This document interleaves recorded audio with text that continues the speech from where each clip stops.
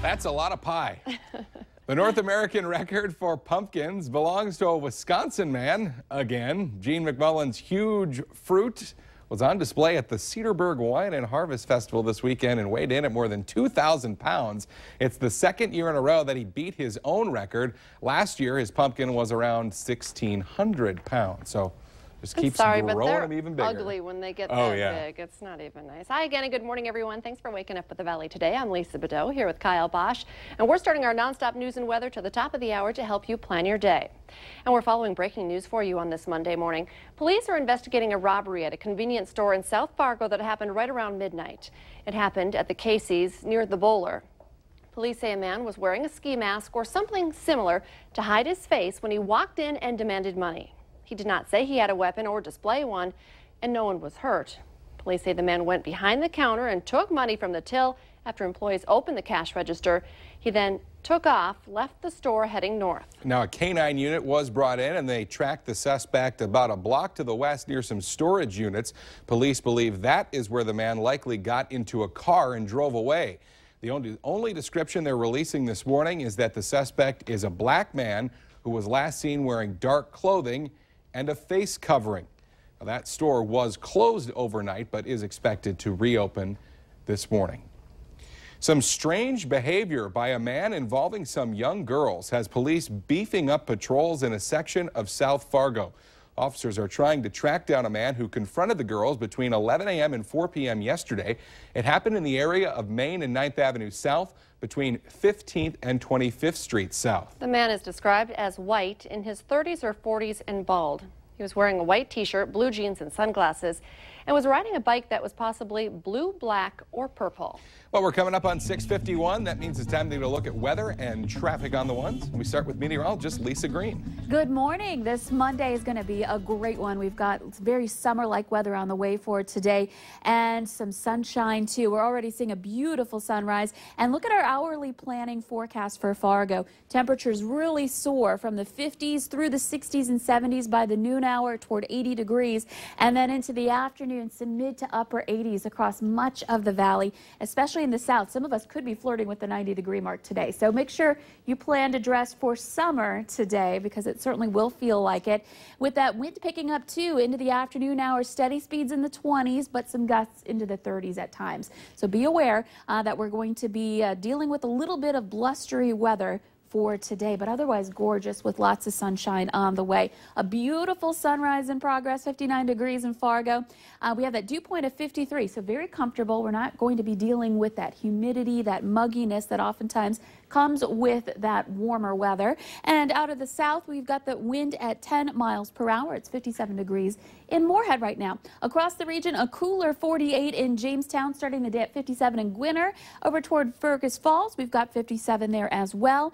And in the Bemidji area, 56, 53 in Grand Forks, and 48 rather in Candu. So a little cooler out to the west. Clear skies across the board here, and that's going to stay that way all day long. A few clouds will roll through late tonight as a cold front passes through, and that'll bring us slightly cooler weather coming into our Tuesday. So today, feeling very much like summer with sunshine. Tuesday, we cool down just a bit, but 71, still not bad for a high temperature in September. And Wednesday, that's when we transition to fall, and that's our next chance for some showers and thunder showers Wednesday and into Thursday. But temperatures won't cool off much behind it. In fact, for the weekend, to look ahead, 75 Saturday, 78 Sunday. So looking great this week, especially today if you like that summer-like weather. Let's check in now with Al for traffic on the ones. And I'm checking in on the Metro Interstate Loop, police, and traffic out here is getting pretty darn thick on westbound I-94. Eastbound, not quite so bad. Northbound Interstate 29, where I am right now, is pretty darn active, and travel speeds are right up there, 60 to 65 miles an hour. Southbound, of course, we still have that work zone that stretches from 12th Avenue North to 32nd Avenue South. I've been through there 3 times this morning, and the travel speeds are up. Supposed to be 40 miles an hour. Make sure that you're backing off there. Crews are out there working already this morning. Drive carefully today. Enjoy the beautiful sunrise. Al Ahmed, Valley Today traffic. It's now 7 minutes before 7 o'clock. A hazmat team spent much of the night monitoring an anhydrous ammonia leak at the Cragness Farmers Elevator in North Moorhead. The Clay County Sheriff's Office says the leak was at a 55,000-gallon tank of anhydrous ammonia. People living in that area were advised to stay indoors until the cloud dissipates. It affects your lungs, it affects your breathing, and it'll put you down to where you're incapacitated. So it is a dangerous product. You don't want to get up close to it or near it without some type of air pack. Fire officials say the leak is small and is not considered a serious danger. An off-duty firefighter made quick work of a fire that happened at a generator connected to a bouncy house in Moorhead. Check out video of what they did to quickly put out those flames. It happened at the Red River Riot CrossFit event going on in Gooseberry Park. Volunteers were able to take quick action, one of them really being in the right place at the right time. Walked back to my truck to grab my extinguisher, came back over here, extinguished the fire, and that was that. The Moorhead Fire Department says they believe the cause was a problem with that generator. A Fargo man is facing a felony charge after police say he broke a beer bottle over another man's head at a downtown bar. Wani Iluze was arrested at the Old Broadway just before closing time yesterday. The victim was treated for non-life-threatening injuries. This weekend marked 1 year since NDSU student Tom Pearson went missing. He was last seen leaving a friend's house near the NDSU campus. His body was found 3 days later at an RV lot in Moorhead. Police say they're working with the FBI on that murder case. No one has been arrested. Police have identified a man killed while riding his bike on Interstate 94. It happened in the Twin Cities over the weekend. 21-year-old Jacob Cato of Alexandria was killed when he was hit by a car around 3 a.m. yesterday in Minneapolis. The Minnesota State Patrol says Cato was on his bike in the right lane of traffic and that alcohol was a factor in the crash. Well, a big reminder, The Voice returns to KVLY tonight. And a local musician will be among those performing. Blind Joe is scheduled to be on The Voice on NBC. He's very popular around here, and as you may know, he's a totally blind singer-songwriter from the Fargo area. Tune in at 7 tonight on KVLY to see how he does. It's Back to School Monday here on the Valley today, and this morning we're helping you sort through and organize that pile of papers that starts showing up around back to school time. The Valley Today's Christy Larson joins us live with Ms. Simplicity with more on how to stay organized this school year. Good morning, Christy. Good morning, guys. You know, this is one that the viewers asked us to help them with at the beginning of the school year. So we asked Ms. Simplicity, show us how to do it. And we talked about doing stuff for what you need this year and things that you can save of years past. Yeah, the important thing is to figure out now, we're a couple weeks into school, and be really religious with throwing things in the garbage. And, you know, it's okay. Some of us have those children that they become brokenhearted if they see you throw something away. But it's okay to share with your children that you can't keep everything because you want to keep the things that are special. Whenever I tell that story, I reference my son. When he was in 4th grade, I saw on a bulletin board that when he grows up, he wants to be a doctor. He's now a senior in college, chemistry major, plans on being a doctor. Guess what's getting color photocopied with all of his med school applications?